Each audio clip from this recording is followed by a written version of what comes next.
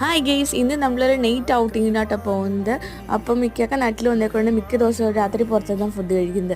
ഇന്ന് നമ്മൾ കഴിക്കാൻ പോകുന്നത് കല്ലൂരിലുള്ള ഫ്രൈഡ് ചിക്കൻ ഷോപ്പ് എന്നാണ്, മദീന എന്ന് പറഞ്ഞ ഷോപ്പാണ്.